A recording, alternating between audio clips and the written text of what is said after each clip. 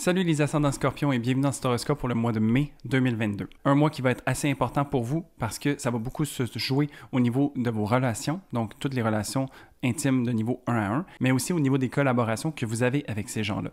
Sinon, ça se peut qu'il y ait aussi un relâchement ou un lâcher-prise au niveau d'une partie de votre expression de soi ou de votre personnalité. Salut, moi c'est Gabriel, je suis astrologue et ensemble je propose qu'on regarde un petit peu qu'est-ce qui se prépare pour nous pour le mois d'avril. Je fais des vidéos comme ça à chaque semaine où est-ce qu'on se permet de regarder un peu les transits ensemble et voir comment ça peut venir jouer sur nous et surtout comment est-ce qu'on peut se permettre de naviguer ça au mieux possible pour soi.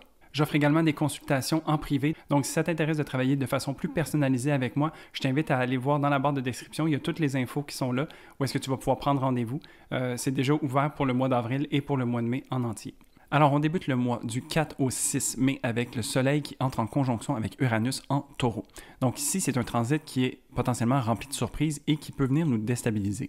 Parce qu'on travaille au niveau de l'ego et de la vitalité avec le Soleil, mais Uranus est une planète qui vient déranger et qui vient nous déstabiliser. C'est dans la suite logique, en fait, des éclipses qui ont débuté à la fin du mois d'avril dernier, et donc on continue de survivre sur cette vague-là d'une certaine manière. C'est un transit qui vient avoir beaucoup de répercussions, d'autant plus que le mois d'avril et mai sont un petit peu névralgiques. Pour vous, c'est ressenti même plus fort parce que ça se passe dans une maison angulaire qu'on appelle. Donc la maison 7 pour vous, qui vient être celle qui parle des relations 1 à 1, celle que vous avez un engagement avec quelqu'un.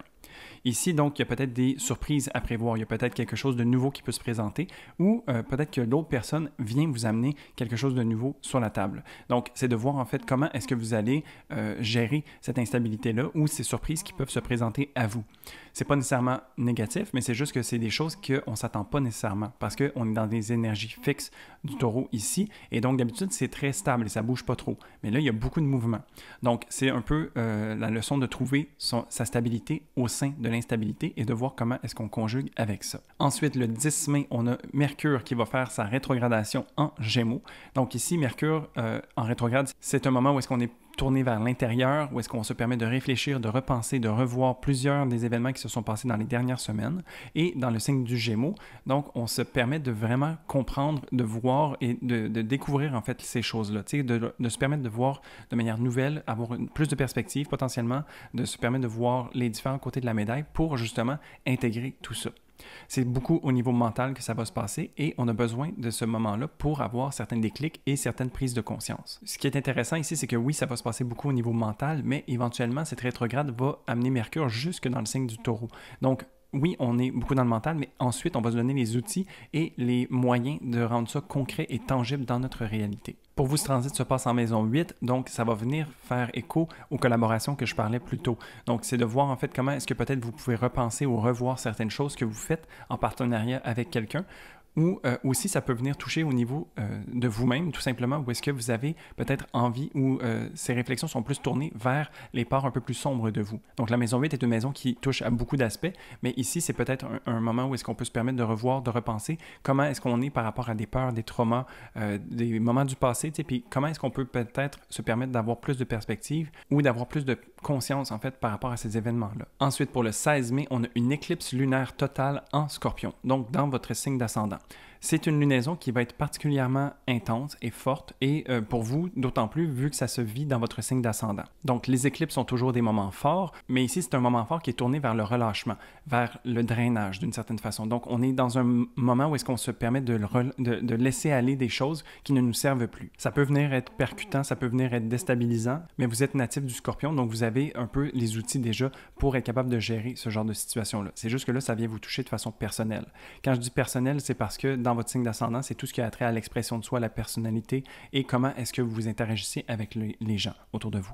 Donc, vraiment ici, c'est une lunaison qui, je crois, va vous amener à vivre beaucoup d'émotions, un bon relâchement et aussi peut-être une prise de conscience sur certaines choses qui sont peut-être un peu plus cachées. Donc, vraiment, de vous permettre l'indulgence par rapport à cette lunaison, je crois que ça serait tout à fait de mise. L'image que j'ai pour cette lunaison, c'est vraiment de crever un abcès, en fait. Donc, c'est comme si on avait une blessure ou quelque chose et on se permet de faire un exercice qui n'est pas vraiment confortable, mais c'est dans l'optique de pouvoir guérir et de se sentir mieux par la suite. Donc, c'est vraiment un moment un peu plus intense à vivre, mais une fois que ça va être vécu, on va sans doute se sentir plus léger et plus soi-même.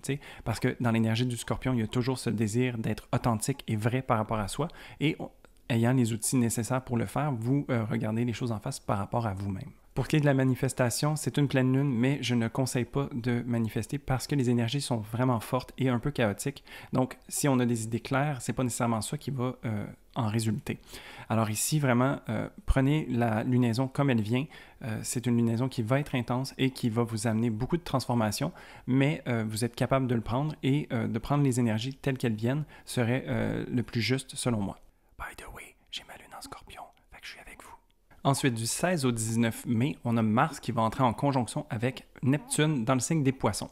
Ici, Mars n'est pas très actif ou très tourné vers l'action. Il est plus dans la réceptivité et dans la passivité.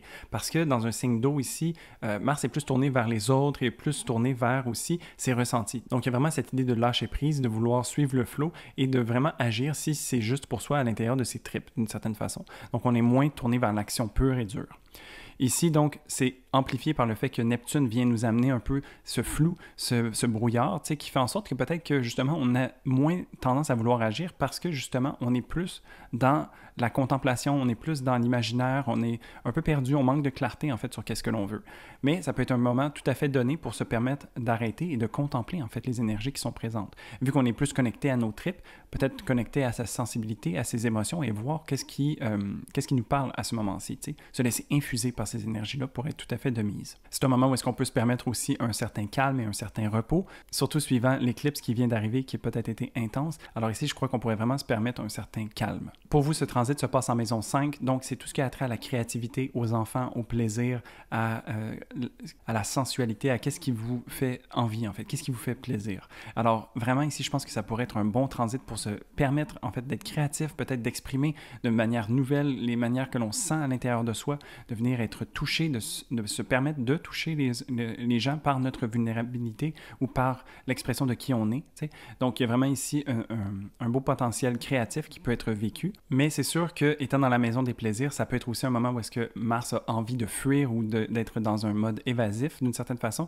Donc, je dirais quand même que de rester groundé le plus possible à travers ça, ça serait quand même intéressant. Ensuite, le 21 mai, on a le Soleil qui entre en conjonction avec Mercure, ce qui s'appelle un quasimi, et ce qui marque la moitié de la rétrogradation de Mercure. Donc, Mercure est en train de reculer dans le ciel et de réfléchir à beaucoup de choses. Ici, quand il rejoint le Soleil, il y a vraiment un moment clé, un moment de purification, de déclic qui va se faire ressentir et qui va faire en sorte qu'on fait du sens, en fait, de toutes les réflexions.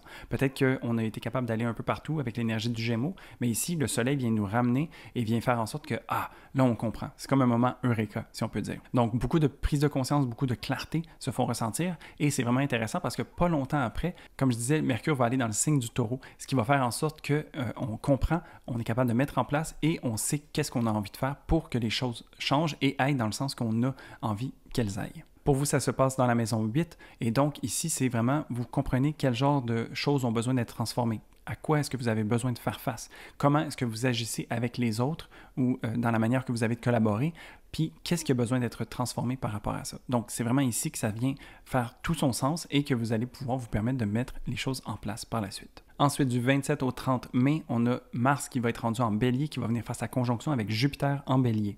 Donc ici, c'est pas du tout le même Mars que tout à l'heure. C'est un Mars qui est très assertif, qui est très dans l'action, qui est poussé vers l'avant, qui suit son cœur, très vif, déterminé et il a envie de faire bouger les choses. Il est bouillant, ce Mars. D'autant plus que Jupiter, ici, qui est une planète qui vient augmenter, vient amener son énergie, en fait, à Mars et a envie de l'encourager à suivre son cœur pour qu'on puisse élargir nos horizons. Donc, il y a vraiment ici deux mouvements vers l'avant très forts qui nous amènent à vouloir faire les choses concrètement et de suivre son cœur vraiment. Donc, ici, on a vraiment envie de tailler son propre chemin et d'y aller à fond. Pour vous, ça se passe dans la maison 6 et donc, c'est vraiment au niveau du quotidien, les choses mondaines, les choses qu'on ne remarque pas dans le jour, qu'est-ce qui peut venir être vraiment stimulant et allumant. Tu sais, d'une certaine manière, comment est-ce que vous pouvez trouver des nouvelles manières de faire? La maison 6 fait écho aussi au travail et au développement personnel. Donc, peut-être que vous avez envie de mettre les bouchées doubles, peut-être que vous avez envie d'essayer des nouvelles avenues, d'essayer de faire de nouvelles choses. Tu sais, peut-être changer la routine. D'une certaine manière, ça pourrait être des choses qui viennent dynamiser votre quotidien et qui vous font du bien. Et pour finir, le 30 mai, on a une nouvelle lune en Gémeaux. Donc, nouvelle lune, nouveau commencement. C'est un terreau fertile où est-ce qu'on peut se permettre de planter des graines pour voir qu'est-ce qui va pousser. J'aime vraiment ici cette image de la lunaison en Gémeaux où est-ce qu'on s'achèterait, par exemple, un sac de grains mélangés et on les sème, ne sachant pas pas exactement qu'est-ce qui va sortir. C'est vraiment ce genre d'énergie-là qui est présente. Mais ce sac de graines, il a quand même été réfléchi. Pendant tout le mois de mai, on a eu beaucoup de réflexions et on est capable de voir où est-ce qu'on a envie que ça s'enligne pour nous. Donc, se permettre de voir les choses de différents angles, d'intégrer beaucoup de choses et de mettre les choses en place pour que ça se concrétise. Bien, ici, la nouvelle lune vient nous aider dans ce sens-là et va faire en sorte qu'il y a beaucoup de réflexions toujours, mais de restructuration qui vont nous permettre de vraiment concrétiser qu'est-ce qu'on a envie de vivre comme expérience. Pour vous, c'est toujours dans la maison 8, donc vous avez commencé à défricher le terrain, en fait, dans votre psyché, peut-être aussi au niveau des collaborations que vous avez avec les gens, et donc de voir comment est-ce que tout ça peut venir se positionner de manière différente et plus juste pour vous. Ça pourrait être tout à fait donné ici. Et donc voilà, somme toute un mois quand même assez intéressant où est-ce qu'il y a beaucoup de réflexion, mais en même temps, il y a beaucoup de désir de vouloir avancer. C'est sûr que c'est un mois qui va peut-être se faire ressentir à deux vitesses d'une certaine façon, où est-ce qu'on se sent un petit peu tourné vers l'intérieur, mais également vers l'extérieur. Et je crois que globalement, c'est un mois qui nous amène à vraiment suivre notre rythme et prendre les transits comme ils viennent. Donc, se permettre d'être dans la meilleure posture possible pour en tirer le meilleur pour nous. En tout cas, moi, j'espère que ça va être un bon mois pour vous. Si vous savez déjà à quoi vous attendre ou qu'est-ce que vous prévoyez pour le mois de mai, vous pouvez me le laisser en commentaire. Je serais vraiment curieux de pouvoir échanger avec vous. Si tu as aimé cette vidéo, n'hésite pas à mettre un pouce et à t'abonner si ce n'est pas déjà fait. Comme ça, tu vas pouvoir voir ces vidéos arriver chez toi semaine après semaine. Je te souhaite donc un très bon mois de mai et je te dis à la prochaine pour un prochain horoscope. Salut!